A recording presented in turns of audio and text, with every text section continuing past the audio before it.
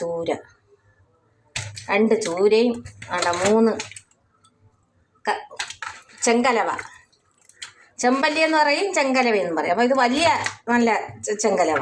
അപ്പോൾ അത് കണ്ടുകൊണ്ട് എനിക്ക് പുളി വയ്ക്കാൻ ഭയങ്കര ഇഷ്ടമാണ്. അങ്ങനെ അത് വാങ്ങിച്ചിട്ട് നിന്നപ്പോഴും ഒരു അക്കാത്തി കുറച്ച് ഇതാണ്ട വേളാപ്പാരയുടെ കുട്ടി പാര ഉണ്ട്. അത് കുറേ ഉണ്ട്. അത് ലാസ്റ്റിലായതുകൊണ്ടാണ് ഇത് 100 രൂപയ്ക്ക് തന്നതാണ് ഇത്രയും പാരക്കുട്ടി.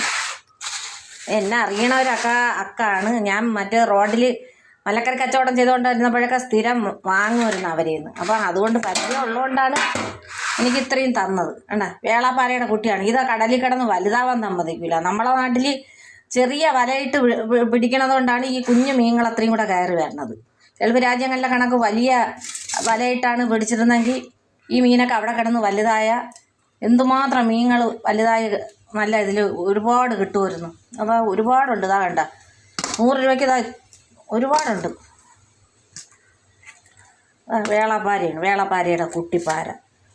ഒരു 10-25 വരും 100 രൂപയ്ക്ക്.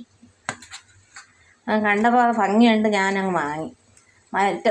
മറ്റേ ചൂരയും ചെമ്പല്ലിയും വാങ്ങിയിട്ട് നിന്നപ്പോഴാണ് ഇത് ഒരു അക്കൗണ്ട് വന്നത്. അതും വാങ്ങി. അപ്പോൾ 3-4 ദിവസത്തേക്ക് ഇനി മീൻ വാങ്ങണ്ട. അത് തോനെയുണ്ട് ആ പാര. വേളാപ്പാരയുടെ കുട്ടി, മഞ്ഞപ്പാരയുടെ കുട്ടി. ഇത് മീനില്ലാത്തപ്പോഴാണെങ്കിൽ 3 100 രൂപ കൊടുക്കണം. അപ്പം ചൂര നമുക്ക് നല്ല വറുത്തരച്ച് കറി വയ്ക്കാം. ചെമ്പല്ലി വറുത്തരച്ച് പുളി വയ്ക്കാം. പാര നമുക്ക് പച്ചയ്ക്ക് അവിയലോലെ വയ്ക്കാം. പിന്നെ വറുക്കുകയും ചെയ്യാം. അപ്പം ഇന്നത്തെ വീഡിയോ ഇത്രയേ ഉള്ളൂ.